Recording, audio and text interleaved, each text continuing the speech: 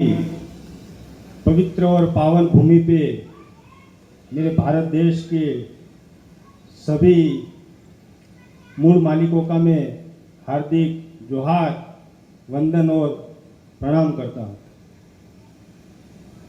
साथ में मुझे आमंत्रित करने के लिए सुनील डावर साहब, लोना भुरिया साहब और भीम सिंह मोहनिया साहब, रोज़ हम कांटेक्ट में रहते हैं। एक हफ्ते पहले बात हुई थी, तो इस कार्यक्रम में पधारे मंच पर विराजमान गोविंद सिंह भुरिया साहब, हमारे समाज की जो गर्व की जो बाबत अपन बोल सकते हैं बात कि अपने समाज में बहुत सारे आईएएस और आईपीएस ऑफिसर तो बने, आईएफएस कैडर के बहुत कम ऑफिसर है। जैसे गणावासर का भी हम इस मंच पे स्वागत करते हैं। साथ में रिटायर्ड जज अपने मावी साहब, लोकेश साहब और डोडियार साहब, सभी का मैं इस थांदला की भूमि पे तहे दिल से हार्दिक स्वागत करता हूँ। हमें जैसे सर ने बताया, हमें हमारा अस्तित्व बचाए रखने के लिए 3 मुद्दों पे चलना पड़ेगा। अपने समाज में हमको शिक्षित बनना पड़ेगा, संगठित बनना पड़ेगा और संघर्ष करना पड़ेगा, तब जाके हमारे समाज में बदलाव आ सकता है। आजकल थोड़े टाइम से कुछ लोग व्हाट्सएप यूनिवर्सिटी चला रहे, व्हाट्सएप में काफी सारी अनवांटेड बातें लिखते रहते, कमेंट्स करते रहते हैं, और जब जरूरत होती है तो वो कोई भी आके खड़ा नहीं होता। जैसे कि हम हर साल 9 अगस्त का त्योहार मनाते हैं। 9 अगस्त यानी यूनो द्वारा जो घोषित किया गया है, पूरे देश में 193 कंट्री में से 169 कंट्री में विश्व आदिवासी दिवस अपन मना रहे, सभी आदिवासी समाज के अपने आदिवासी समाज मना रहे हैं। ये अपने लिए एक प्राउड फील है, अपने लिए एक गौरव और गर्व की बात है। पर अब क्या हो गया है, जैसे 9 अगस्त आती है तो अपने समाज के सब लोग डीजे ढोल नगाड़े लेके बड़ी रैलियां निकालते हैं, नाच कूद के बिखर जाते हैं। यदि यही भीड़ हमारे जो कॉन्स्टिट्यूशनल जो राइट्स एंड पावर्स है उसके लिए जिस दिन रोड पे उतर आएगी, उस दिन किसी की ताकत नहीं है कि हम आदिवासियों को रोक पाएंगे। शिक्षा की बात करें तो हमारे गुजरात में अभी हाल ये है कि पहले हमारे समाज से काफी सारे आईएएस और आईपीएस अधिकारी बने, पर अभी ये हुआ है, करंट सिनारियो में ये हो रहा है कि ज्यादातर 80% तक हमारे आईएएस कैडर के ऑफिसर अभी सब रिटायर्ड हो गए। थोड़े बहुत बचे हैं, आईपीएस कैडर में भी बहुत कम ऑफिसर बचे हैं। ये अपने लिए एक बहुत बड़ी चिंता का विषय है।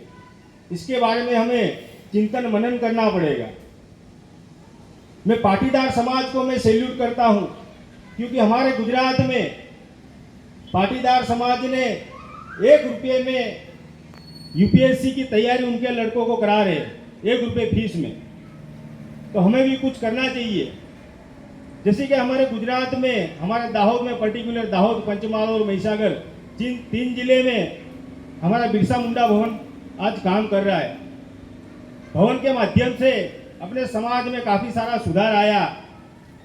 पहले जो हमारे चेयरपर्सन थे, प्रेसिडेंट थे, काफी सारे मोहनिया सर, भुरिया सर, कटारा साहब, डोडियार साहब, डावर सर सब मिले थे बिरसा मुंडा भवन पे जब मीटिंग में आए थे। हमारे गुजरात से शायद 2nd नंबर के आईपीएस ऑफिसर बने थे और एडिशनल डीजीपी से रिटायर्ड हुए थे वीएम पारगी सर। वो इतने नॉन करप्टेड ऑफिसर थे, यदि खुद का घर का भी कोई होगा तो वो कभी उनका रिकमेंडेशन नहीं करते थे। जब वो जैसे रिटायर्ड हुए तो समाज के काम में वो जुड़ गए। जैसे आज अपने साथ गणावा सर जुड़े हैं, इनके लिए एक बार तालियां हो जाए। सर आपका बहुत बहुत धन्यवाद। फिर यह सब देखते हुए हमने हमारे क्षेत्र में कार्यक्रम में बाबर साहब पधारे हैं। बाबर साहब का कार्यक्रम में बहुत बहुत स्वागत। बाबर साहब से निवेदन है, कृपया आए, अपना स्थान ग्रहण करें।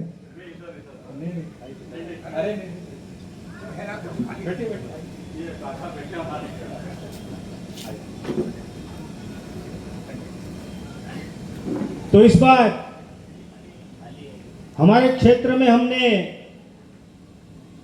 9 अगस्त यानी वर्ल्ड इंडिजिनस पीपल्स डे का जो अपने समाज के लिए, अपने आदिवासियों के लिए जो पूरे वर्ल्ड में सबसे बड़ा त्योहार है, सबसे बड़ा अपना सेलिब्रेशन है, तो हमने कुछ अलग सोचा कि जैसे मैंने पहले बोला, ढोल नगाड़े डीजे ताशे बजाने के बाद नाच गान करके घर पे जाके फिर सो जाना, यही हमारे लिए सीमित नहीं है।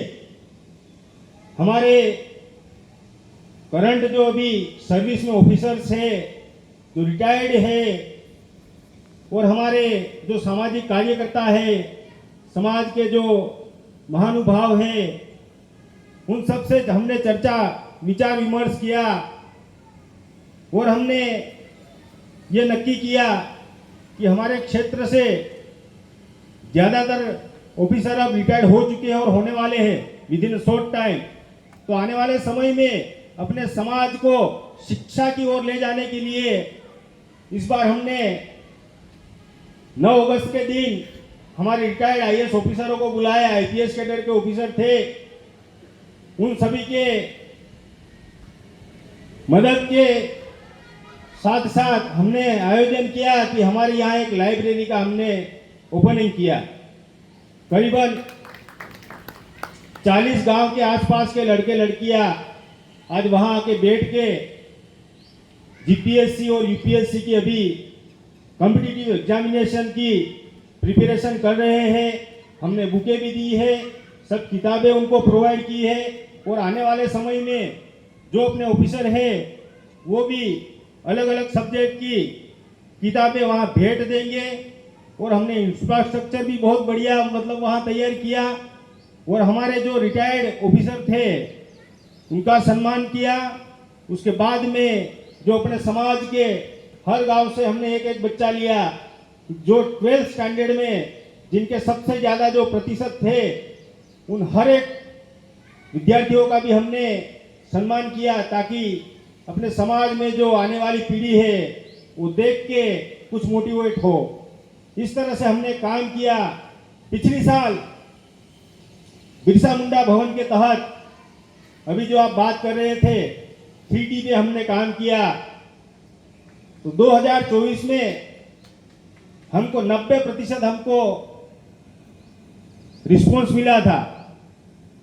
हर जगह हमने डीजे बंद करवा दिए। जो अपने समाज में जो बिन जरूरी जो खर्चे होते हैं जैसे डीजे, दारू, इन सब पे भी हमने कंट्रोल कर दिया था। जो ज्यादा रुपए लेते थे वो हमने बंद करवा दिया। उसके बाद में अभी इसी साल हमारे लिमखेड़ा में 3 जिलों की आदिवासी समाज की एक महासभा इकट्ठी हुई।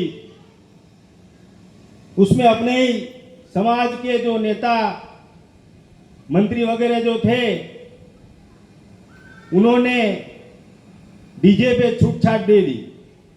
तो हमने पिछले 2 सालों से जो मेहनत की थी वो पानी में चली गई, उसका कोई मतलब ही नहीं। तो मैं इस मंच के माध्यम से ये कहना चाहता हूं कि अपने जो समाज के जो अपन चुन के जिनको भेजते हैं, जो रिप्रेजेंटेटिव अपने प्रतिनिधि होते हैं, वो अपना प्रतिनिधित्व करते ही नहीं है आज तक। वरना हमको और आपको यहाँ इकट्ठा होने की जरूरत ही नहीं होती। हम लोगों ने अपने समाज का प्रतिनिधि बना के उनको विधायक और सांसद बनाए, ताकि वो वहां जाके अपने समाज की बात रखे, अपने जो समाज के हक और अधिकार है उनके लिए लड़े। पर ऐसा नहीं हुआ। ये जितने भी पॉलिटिशियन है वो अपनी अपनी पार्टी की गोद में जाके बैठ गए। नतीजा हम और आप सब देख रहे हैं, यही हाल हुआ है। तो सबसे पहले हमारे समाज को यदि आगे लेकर जाना है तो सबसे ज़्यादा जो प्रायोरिटी है वो अपन को एजुकेशन पे देनी पड़ेगी। हर गांव में जाके अपन को अवेयरनेस कैंपेन चलाने पड़ेंगे। अपने बच्चों को अच्छी से अच्छी शिक्षा मिलनी चाहिए ताकि फ्यूचर में वो कोई डॉक्टर बने, इंजीनियर बने, एडवोकेट बने, आईएएस ऑफिसर बने, आईपीएस बने और अपने नाम, अपने समाज का नाम रोशन करे।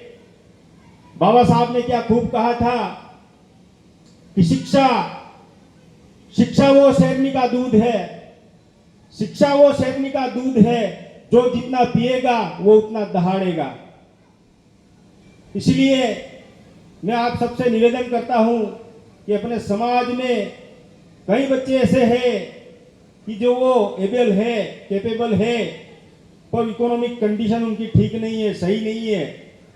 तो हमारे गुजरात में भी यह परिस्थिति है।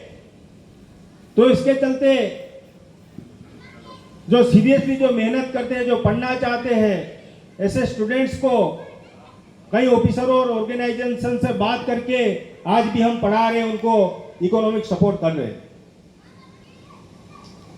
जैसे कि हमारे समाज में अभी डीलिस्टिंग का भी चल रहा है, तो हमारे समाज को अपनी बोली, भाषा, जो रहनी कहनी है वो संभाल के रखनी पड़ेगी।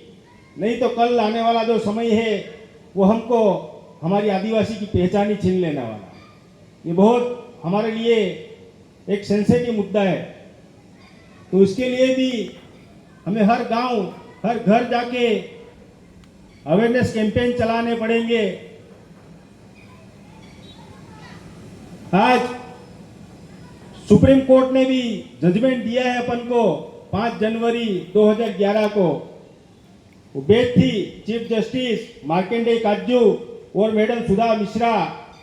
उन लोगों ने बोला पूरे देश में डीएनए का जब रिसर्च हुआ तो सुप्रीम कोर्ट ने भी ये फैसला सुना दिया कि इस देश के जो मूल मालिक है, जो मूल बीज है, वो 8.5% जो आदिवासी है वही देश के मूल मालिक और मूल बीज है। बाकी के सब जो है वो विदेशी प्रजा है, आक्रमणकारियों की औलादे है, घुसपैठियों की संतानें हैं। तो हमें आज से पहले जब हमारा देश आजाद नहीं हुआ था, उससे पहले अभी अपन ने सबने देखा नहीं है, अपने पुरखों ने देखा है, उन्होंने सहा है। अपन को पढ़ने लिखने के भी हक और अधिकार नहीं थे।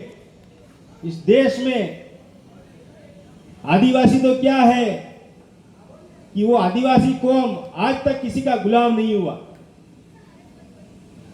आज से करीब 5000 साल पहले कभी हम इतिहास हिस्ट्री में पढ़े भी है कि आर्यों का आगमन, तो उससे पहले यहाँ कौन रहता था?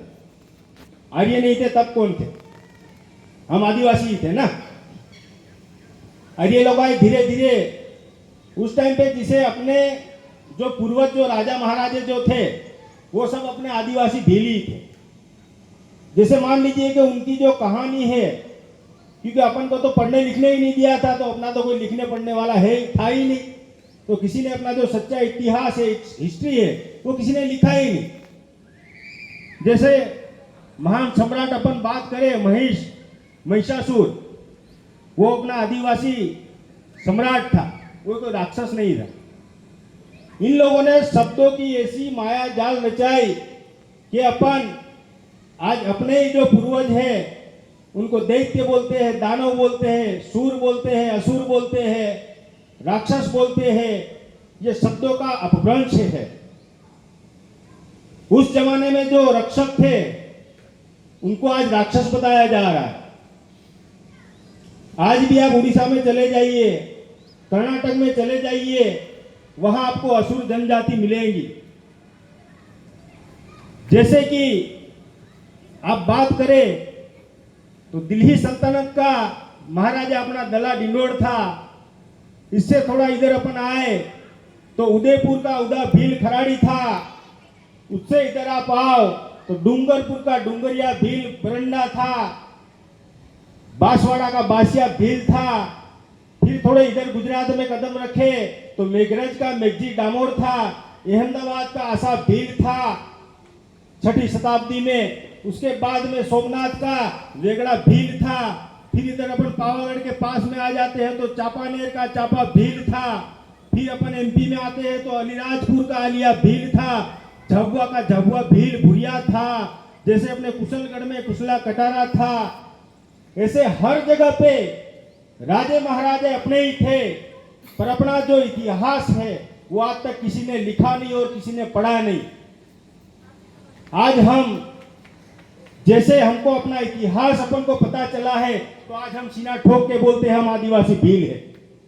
नहीं तो पहले हम जैसे बाहर जाते थे, कोई शहरी विस्तार में जाते थे तो अपने आप को एक आदिवासी और भील कहने में अपन को शर्म आती थी। यह बात सही है कि नहीं है? यह बात सही है। आज सब लोग अंग्रेजों को गाली देते हैं, पर मैं अंग्रेजों का बहुत बहुत धन्यवाद करता हूं, क्योंकि यदि अंग्रेज नहीं आते तो आज भी हमारी जो स्थिति है वो बद से बदतर होती चली जाती।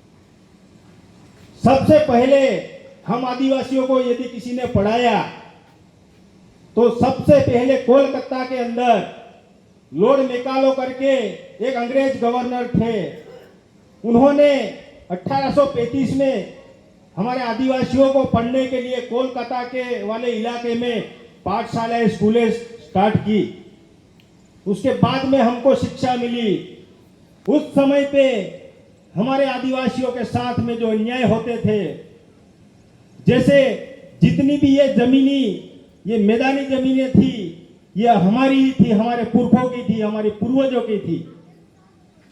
पर ये बाहरी जो आक्रमणकारियों की जो संतानें थी, उन्होंने हमसे दगा करके हमको, हमारे पूर्वजों को फंसाकर उनकी हत्या कर दी गई।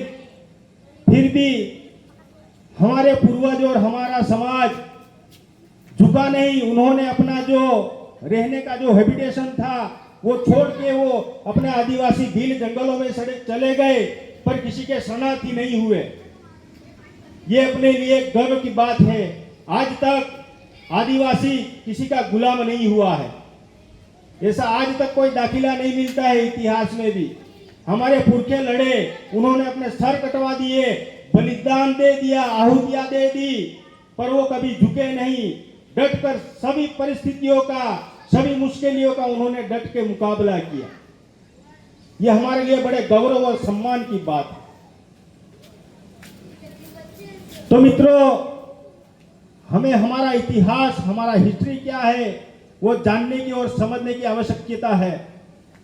जैसे उस टाइम पे अपने साथ जो अन्याय होता था, तो 1872 में 1872 में जो लैंड रेवेन्यू रूल्स जो बनाया गया, उसके तहत हम आदिवासियों को जो हमारी नकल आती है उसमें 73AA की एंट्री हुई, ताकि आज भी आप देख रहे हो हम जो आदिवासियों की जो जमीन है वो ना तो कोई खरीद सकता है ना तो कोई बेच सकता है।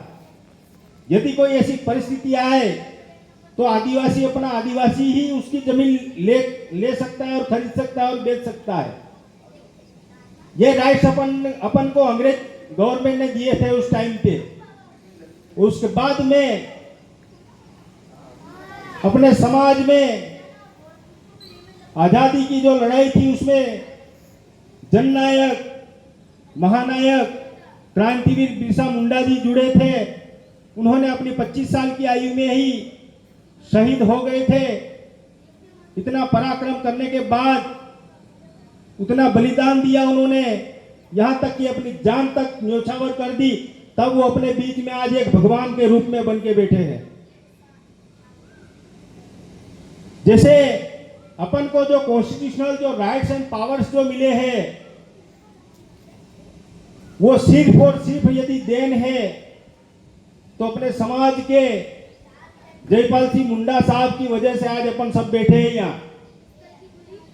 उनको आज कोई जानता तक नहीं है। ड्राफ्टिंग कमेटी के वो जब अपना संविधान लिखा जा रहा था तो अपने पूरे भारत देश के सभी आदिवासियों का वो प्रतिनिधित्व कर रहे थे और ड्राफ्टिंग कमेटी में वो सदस्य थे। आज हम बोल रहे हैं कलम 13(3) का 244, 15, 265 और विशेष हम आदिवासियों को, ट्राइबल्स को जो हक मिले हैं, जो पावर्स मिले हैं, वो है शेड्यूल 5 और शेड्यूल 6। इस कॉन्स्टिट्यूशन में सर को ज्यादा पता होगा, शायद 12 अनुसूचियां है। आप आर्टिकल और सेक्शन में आप बदलाव कर सकते हो, पर अनुसूची में आप कतई बदली नहीं कर सकते सर, कुछ चेंजेस नहीं कर सकते। अनुसूची 5 में क्या कहती है? अनुसूची 5 ये हमें हमारा पूरा राइट्स दे देती है। आज तक आजादी के बाद में बहुत सारी गवर्नमेंट आई और चली गई, किसी ने आज तक अपनी जो अनुसूची 5 और 6 है उसका इम्प्लीमेंटेशन होने ही नहीं दिया। फिर बाद में 1996 में अपने झाबुआ के भूतपूर्व सांसद श्रीमान आदरणीय हमारे पूजनीय दिलीप सिंह भुरिया साहब संसद में लड़े और हमको पैसा 1 दिलवा दिया। इसलिए आज हम भुरिया साहब के चरणों में जोहार, वंदन और प्रणाम करते हैं। ऐसे नेताओं की आज के जमाने में आवश्यकता है, पर आज के जो है अपने समाज का नहीं और गैरों का प्रतिनिधित्व कर रही है। अपने लिए बहुत बड़ी दुख और शर्म की बात है। समय भी ज्यादा नहीं है, मैं ज्यादा समय भी नहीं लूंगा, पर हमको हर जगह पे ऐसा नहीं है कि मध्य प्रदेश के यहाँ पे हम सीमित हो जाए। गुजरात वाले गुजरात में ही काम करें, राजस्थान वाले राजस्थान में ही काम करें, महाराष्ट्र वाले महाराष्ट्र में ही काम करें, ऐसा नहीं होना चाहिए था। हम आने वाले समय में सब मिलकर अपने समाज के भले के लिए काम करेंगे और अपने समाज के जो हक और अधिकार की लड़ाई है वो लड़ाई के लिए भी हम लड़ेंगे। जैसे कि हमारा इतिहास अभी की बात करते हैं तो 17 नवंबर 1913 को जो मानगढ़ हत्याकांड हुआ था, वो क्यों हुआ था वो काफी कई सारे लोगों को आज तक पता ही नहीं, क्योंकि वो हिस्ट्री में लिखा ही नहीं। लिखा तो भी उसको कुछ बड़ा चढ़ा के कुछ अलग करके लिख दिया। आज जो भी भिल कंट्री की जो डिमांड हो रही है, भिल प्रदेश की जो डिमांड हो रही है, ये कोई नई डिमांड नहीं है। जब इस देश में अंग्रेज थे, उन्होंने भी भिल प्रदेश का यानी भिल कंट्री का पूरा नक्शा पहले से ही मैप उन्होंने दे दिया था। तो उस टाइम पे गुरु गोविंद की अगुवाई में 17 नवंबर 1913 को 4 स्टेट के अपने सब भील इकट्ठे हुए थे मानगढ़ धाम में। वो क्यों इकट्ठे हुए थे? वो भील प्रदेश की डिमांड के लिए मानगढ़ धाम में इकट्ठे हुए थे। और फिर वो आसपास वाले वो जो रजवाड़े वाले जो राजे महाराजे थे, उनको मालूम हुआ तो उन्होंने अंग्रेजों को गुमराह करके तोप और बंदूकें चलवा दी, जिसमें अपने उस टाइम पे 1507 लोग शहीद हो गए। 1507 तो वहां लाशें मिली। मानगढ़ यदि किसी ने देखा होगा तो पता होगा, कहीं भागदड़ में कहीं नीचे गिर गए, टूटे पड़े रहे महीनों तक, और बाद में ऐसे कैसे चले गए किसी को पता ही नहीं है। उतनी कम आबादी में 1507 लोग यानी आज की तादाद में लाखों के बराबर है। जैसे अपने जलियांवाला बाग हत्याकांड हुआ था, उसमें 350 के आसपास लोग मर गए थे। उसका जो पूरा इतिहास था वो बड़ा चढ़ा के इन्होंने सुवर्ण पत्र पे लिखवा दिया, पर आज भी वही हो रहा है, उस टाइम पे भी वही हो रहा है। तो मैं तो आप सबसे निवेदन करता हूं कि आपके इलाके में ज्यादा से ज्यादा आप युवाओं को जोड़िए और समाज के काम पे लगाओ, और कहीं पे भी कुछ भी है तो एक बड़ा सा प्रोग्राम करो, मीटिंगें करो, और गांव टू गांव, डोर टू डोर कैंपेनिंग करने के बाद अपन को एक दिन 100% अपन को पॉजिटिव रिजल्ट मिलेगा, पर उसके लिए हमको मेहनत करनी पड़ेगी, काम करना पड़ेगा पूरी निष्ठा और ईमानदारी से। तो आने वाले समय में फिर भी अपना मिलना जुलना रहेगा। आज यहाँ आप सबने मुझे आमंत्रित किया, महाराणा प्रताप भील जन संगठन, इनके सभी अपने भुरिया साहब, मोहनिया साहब, गणावा साहब, कटारा साहब, इन सबका मैं तहे दिल से आभार व्यक्त करता हूँ। जोहार, जय आदिवासी, जय भील प्रदेश।